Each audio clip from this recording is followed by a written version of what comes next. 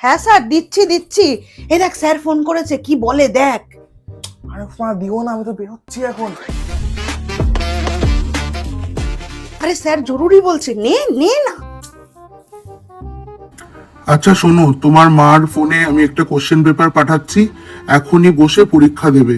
3 ঘন্টার পরীক্ষা। কি বললো স্যার? তোর মা আমাকে বললাম ফোনটা দিও না, এখন আমার আর বেরোনো হবে না। স্যার বলছে পরীক্ষায় বসতে হবে, 3 ঘন্টার পরীক্ষা। পড়াশোনাটা আগে নাকি বন্ধুদের সাথে ঘোরাটা আগে? তা পরীক্ষায় বস, কোশ্চেন পেপারটা কোথায় পাবি? তোমার ফোনে পাঠিয়ে দিয়েছে স্যার। ঠিক আছে, পরে একদিন যাবি, এখন পরীক্ষাটা দে।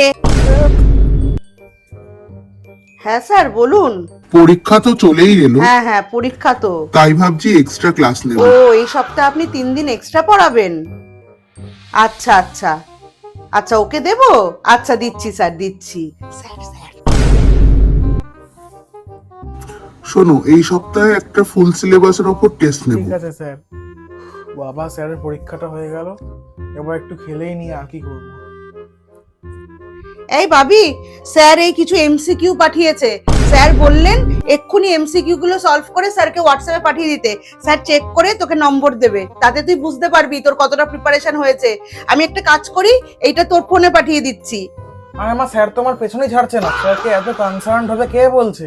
আমার তো আর একটা সাবজেক্ট না, অন্য টিচারেরও তো পড়া আছে। এই, এমন টিচার ভাগ্য করলে পাওয়া যায়। স্যার কনসার্ন হয়েছে, কি লাভ স্যারের কনসার্ন হয়ে? তুই ভালো রেজাল্ট করলে স্যারের কি লাভ? তোরই লাভ, তোর জন্য ভবিষ্যৎ ভালো হয়। সেই জন্য স্যার সবসময় তোর সাথে কানেক্টেড থাকে।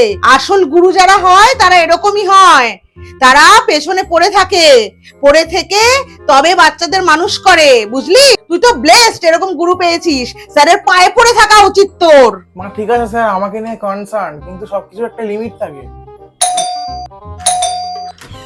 স্যার আপনি আসুন। ওকে আছে বাড়িতে, তাহলে একটু এক্সট্রা পড়িয়ে দিয়ে দাও। হ্যাঁ স্যার অবশ্যই আসুন।